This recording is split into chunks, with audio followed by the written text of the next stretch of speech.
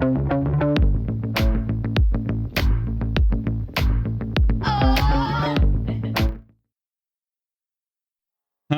my name is Sam and I am the creator of Joylina's Cantina. That took a lot of takes. I'm a concept artist, I work in the film industry. I've worked on films like Edge of the Tomorrow, Beauty and the Beast, all the Fantastic Beasts films. I was quite involved in them films, designing the creatures, and Ready Player One, and a lot more, to be honest. Like when you're in London, you jump from one show to another show, so you work on a lot of films, but some longer than others. Ready Player One and the Fantastic Beasts series is the ones I've worked on the most, I think, and Edge of Tomorrow, I worked on that a lot. I started working in 2007, and I was a modeler originally, and in VFX, so I create the digital sculptures that people would eventually put skeletons in and animate. And I did that for about maybe 6 years, and I went to New Zealand and I worked on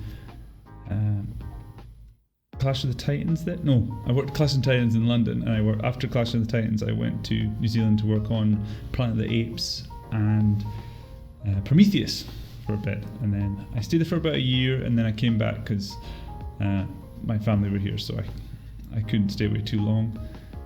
But when I came back, I decided to change over to be a concept artist, because I wanted to be part of the creative side rather than being given the concepts. I wanted to draw them and design them. And I started working at a company called Framestore, and they were opening an art department, and that's where I met a lot of other concept artists. And that's kind of the start of the story, and it's all kind of history. It's a bit cheesy, right? But yeah, it's been an awesome time. So since that, I went freelance about 3 years ago, and that's what's enabled me to kind of take the time off to actually work on the project and kind of make a headway on it, which has been ace. Well, originally back when CryptoKitties came out back in 2017, I didn't really get it. I thought it was cool. I liked the idea you could assign a bit of artwork, and I always thought at the time I was doing Magic the Gathering cards as like a side job, and I really thought, wow, imagine you could do Magic the Gathering on the blockchain. But at the time, all devs were kind of involved in financial projects and different currencies. Everyone was trying to make the next currency, and I didn't know even how to approach finding someone to help with the smart contract, and I just kind of forgot about it. Back in November last year, my friend just said, "Oh, have you seen these NFTs?" And I was like, "What, like CryptoKitties?" He goes, "No, man, like art. People are selling art." And I was like, "Wow, cool." And he showed me Super Rare, and I signed up, and I luckily got on it, and I sold some stuff on there, and that was great. And I thought, wow, this is really cool. But it wasn't really until Beeble launched his set of editions, and it did so well, and I thought, wow, there's more space in this space than just doing like one-off pieces of art. And I'd seen CryptoPunks, but I thought that was done because there were so many copies of CryptoPunks. I was like, avatars, I don't want to do that. I would love to do something. And I said, like, next, I kept putting it off, and then I saw another concept artist do a great job on a set of trading cards, and he sold really well, and I was like, damn, I kicked myself. I was like, why did I take that job? Why didn't I start it? So I said, when this job finishes, I'm going to start mine. And I wanted to try and do something a bit different from other trading cards than everyone else. So I started thinking about it, and it was quite a daunting task, to be honest. Originally, the idea was a fantasy sort of storyline, but I've done fantasy for a long time, and I didn't want to restrict myself. And I'm a big advocate for, like, I think the best ideas are created by restrictions, but I thought that somehow I don't want to I can't do science fiction in a fantasy genre, I don't think, but you can do fantasy in a science fiction genre. like Star Wars is basically just a fantasy thing with laser swords. So I thought, right, how can I adapt that? And I love Rick and Morty, and I like the comedy of it. And I wouldn't say I'm a funny guy, but I like funny things, and I'm lighthearted. And when I looked at everyone else's trading cards, they were very straight sci-fi, really die hard, and I thought, let's just do something me. Let's just pour this out and just be a bit silly, to be honest. And I thought it would be, if you can make someone laugh, you're always on to something. So I went down that route. I'm going for something more lighthearted, and I wanted to have a really high finish and make people laugh, I guess. So I went with that. So I came up with a setting where it's set on this old spaceport called the Old Lady, and it's the oldest spaceport ever made, and it's the first one. So they shot it off into space, and it's been traveling back from Earth forever, and that's why it's the most interesting. And it's on the furthest reaches of space, so anything kind of happens, as you do. But it's a multi-dimensional spaceport, so anything goes. And I thought that would be a really cool thing for artists to pick up, so you don't have to have all the same style, which was a real big draw to me. And I spoke to my friends about it and said, look, if you do me a drawing, you can do anything you want. They were like, oh man, that sounds awesome. The only restrictions are he's sitting at the same bar as my guy. And he was like, okay, cool. And they were intrigued by that, and they thought it was kind of fun. So that's when I got a couple of friends interested, and we started throwing ideas around, and we are where we are now.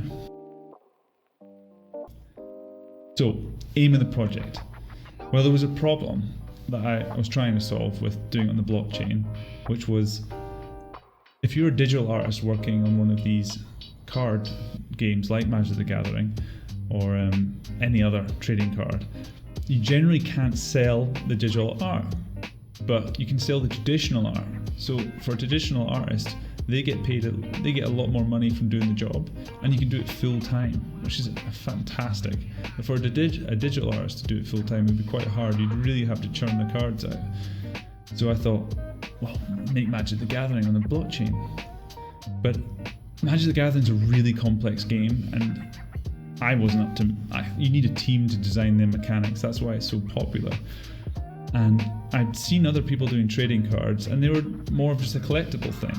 They did some awesome art, and they chose like so many that were common, so many that were rare, and so many that were legendary. And I didn't want to do that.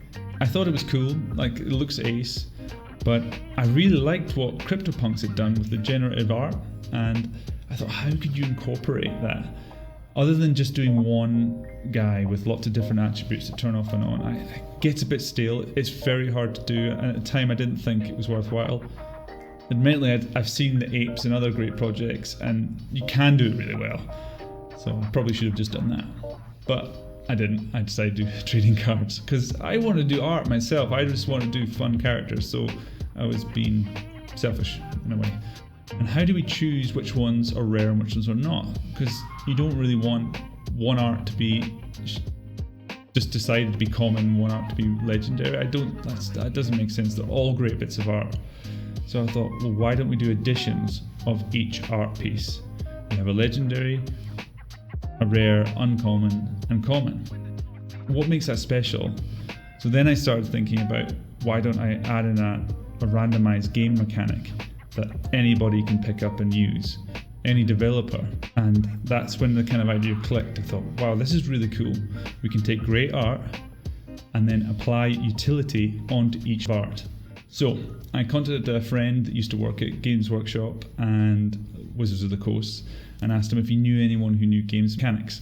And he had a friend of his called Mark Latherdham, and he came on, and me and him talked about it. I discussed what I wanted. I wanted something as simple and easy to grasp as top trumps.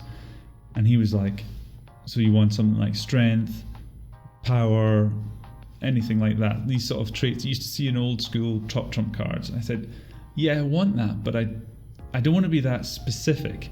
I want something that's big enough and generic enough that you can use it in any way you want.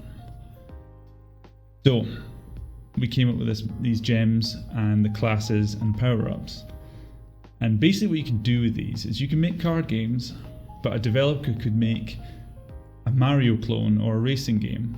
For instance, if you did a Mario clone, you could have a legendary card and plug that into this Mario clone, and Mario will be the best Mario has ever been. Or you can have like a mediocre card and plug it in, and then Mario does some weird things wrong with him. For instance, say one attribute that gives him a really good jump, but he can't run back very fast, and he can't run forward very fast, but he slides a lot. And instantly the game becomes completely different for every person who plays it, and it makes it a unique experience. And that really lit my brain. I was like, wow, that's really cool, because instantly everyone has their unique experience. So I did a bit more research, and then I found these awesome game jams on YouTube. They generally start with like 4 devs, 1 art pack. And to me, you should definitely watch them. They're 4 different people. They take the same art pack and they make games. And what an art pack is it's all the artwork you need to make a game. So sometimes it's pixel art, sometimes it's 3D, and they all come up with completely different things. And instantly, I was like, wow, so you've got artists making mad different art, and then you've also got devs creating mad different games starring these characters, or set in this universe of the spaceport and the bar. And I thought that was really cool.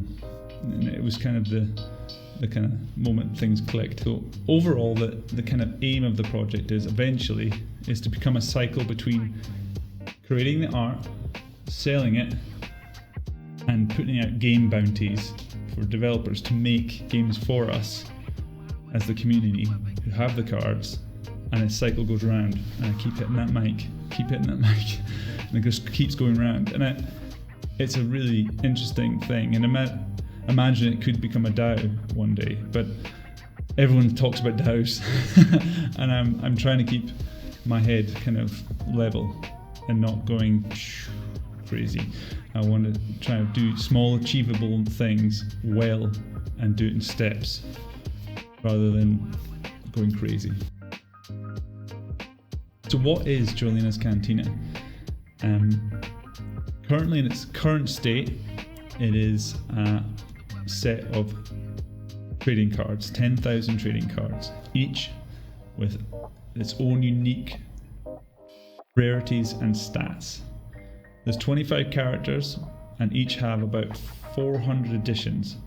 Because it's like generated randomly, I don't know exactly per character. Some are rarer than others, and each class is rarer than others.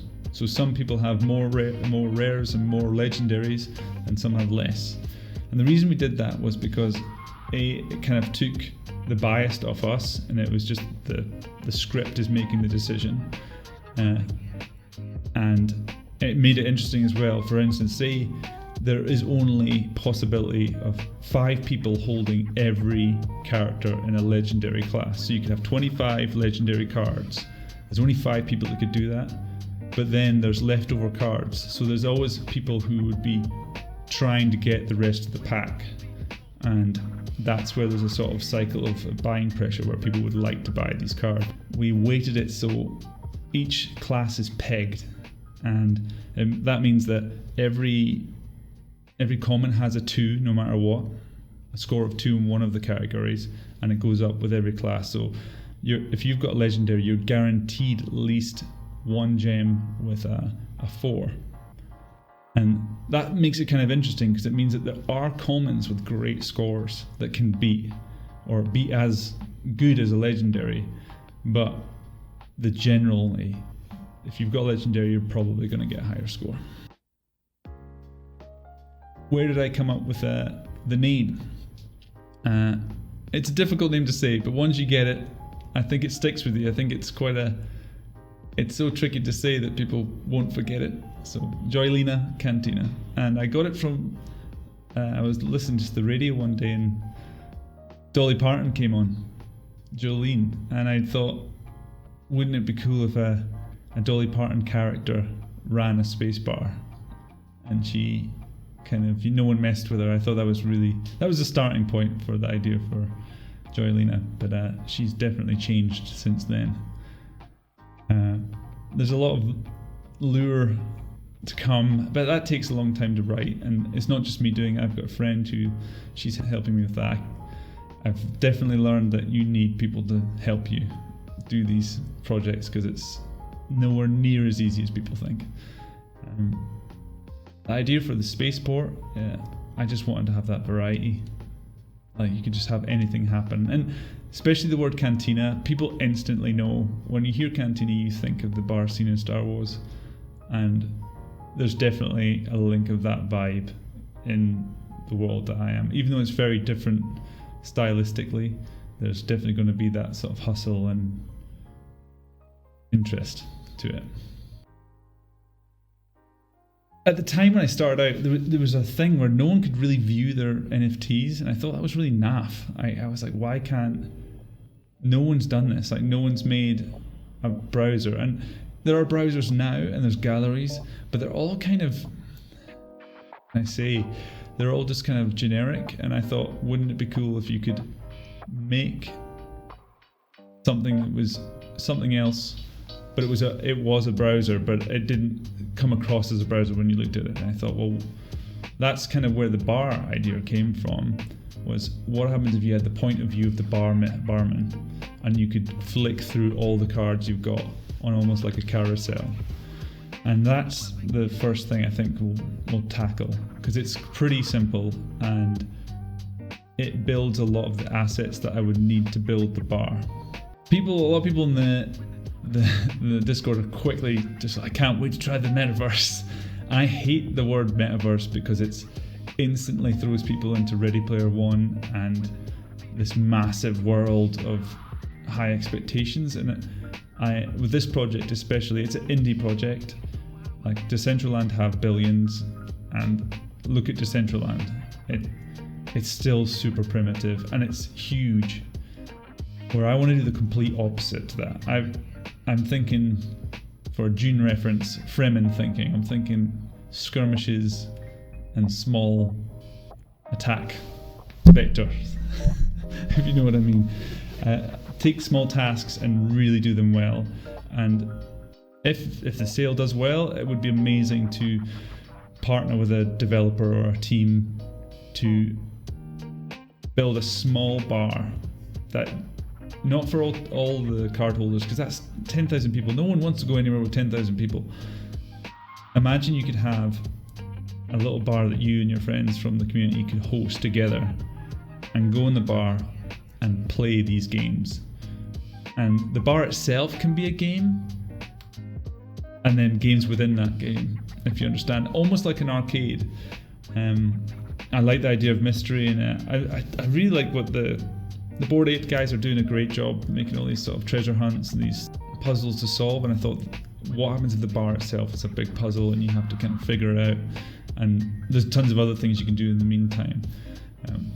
The closest thing I can think to explain is a thing called Steam Labs that Valve made. It's for VR.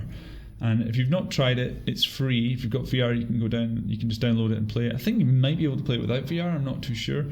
But it's basically like a portal. You put in your goggles, you land in this like laboratory, and there's like 10 different little kind of miniatures, or there's a weird door, or there's like some things on a table, and then each one of them has got an orb, and you put your head in the orb, and it takes you to these games. And what I love about it is each one of these games is super simple, but I've spent a lot of time in them games, like hours, and I keep going. Whenever I go back, I feel they're still fresh. I mean, one game that comes to mind is they've got a bow and arrow game where you protect the castle, and it's just like a simple, like classic arcade, addictive, same thing over and over again that you just perfect. And to me, that is exactly what I want to get, but set in the Cantina. And I think it could be really cool, really cool. And I think I've covered it all. So I'll do more of these if you want me to. I'm happy to continue doxing myself. It's done now. So you know who to hunt with your pitchforks when it goes wrong. And hopefully it won't go wrong. I'm sure it'll be fine.